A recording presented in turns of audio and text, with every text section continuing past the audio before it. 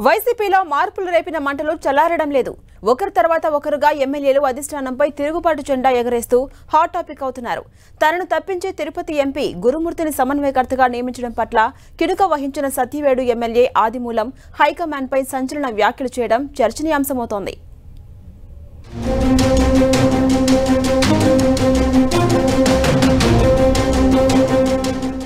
తిరుపతి జిల్లా సత్యవేడు ఎమ్మెల్యే ఆదిమూలం తిరుగుబాటుతో వైసీపీ నాయకత్వానికి షాక్ కొట్టినట్లయింది.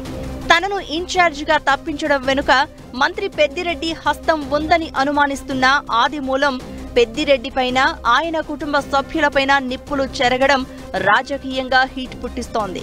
ఉమ్మడి చిత్తూరు జిల్లాలో పెద్ద దిక్కుగా వ్యవహరిస్తున్న మంత్రి పెద్దిరెడ్డిపై ఇంతవరకు ఏ ఎమ్మెల్యే చెయ్యని ఆరోపణలు చేశారు ఆదిమూలం. 25వ తేదీలో మీరు మీటింగ్ పెడతారా? సరే, మీటింగ్ పెట్టారు.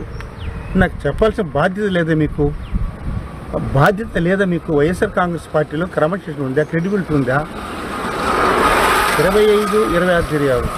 27వ తేదీనటువంటిది పిఎల్ఆర్లో సత్యం చెప్పి మీటింగ్ పెడతారా? ఎప్పుడైనా చూశారండి? ఇది కళ్ళారా ఎంత అవమానం అండి! ఇది పదవి కోసమో ఆస్తి కోసమో అంతస్తు కాదండి. ప్రజలు గుర్తించాలా? మా ప్రజలు కూడా ప్రతి ఒక్క పూర్వ గుర్తించాలండి, చదువుకున్న మేధావులంతా కూడా. నేను 14 సంవత్సరాల్లో ఇదే రామచంద్ర రెడ్డి అయినా ఇదే డిప్యూటీ నారాయణ స్వామి అయినా తీసుకుని సత్యాలు పెట్టా కానీ మీటింగ్ నేను వరదేపల్లెం పెట్టానా కానీ ఏనాడు కూడా తిరిగి పెట్టి సంవత్సరం లేదు. Satyavedu SC reserve segment sitting MLA Koneti Adimulam స్థానంలో ఈసారి తిరుపతి ఎంపీ గురుమూర్తిని ఎమ్మెల్యేగా పోటీ చేయించాలని భావించింది వైసీపీ నాయకత్వం. అదే సమయంలో ఆదిమూలమును తిరుపతి లోక్సభ నియోజకవర్గ సమన్వయకర్తగా నియమించింది. కానీ ఎమ్మెల్యేగా ఉండడానికే మొగ్గు చూపిన ఆదిమూలం సడన్ గా ప్లేట్ ఫిరాయించారు. అధిష్టానాన్ని ధిక్కరించేలా మంత్రి పెద్దిరెడ్డిపై తీవ్ర వ్యాఖ్యలు చేశారు.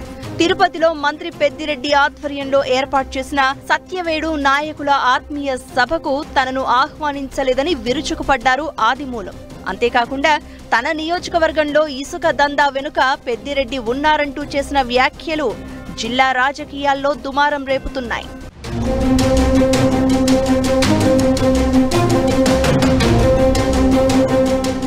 అయితే ఆదిమూలం వ్యాఖ్యలను తిరుపతి ఎంపీ సత్యవేడు అసెంబ్లీ సమన్వయకర్త డాక్టర్ గురుమూర్తి ఖండిస్తున్నారు.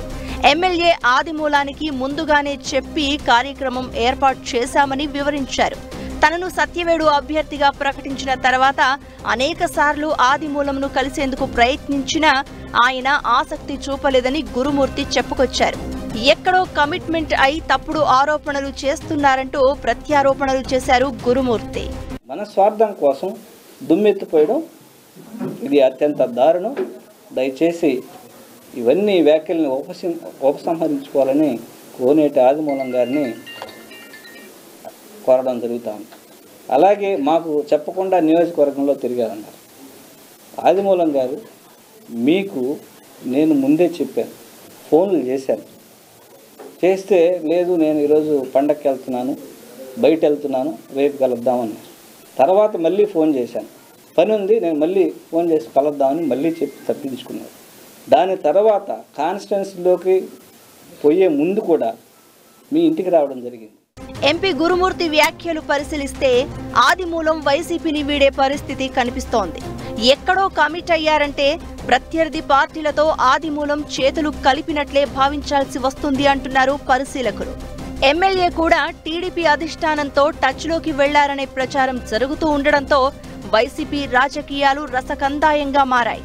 జిల్లాలో ఇంకో రిజర్వ్ నియోజకవర్గం పూతలపట్టులోనూ ఇలాంటి పరిణామాలే చోటు చేసుకుంటున్నాయి.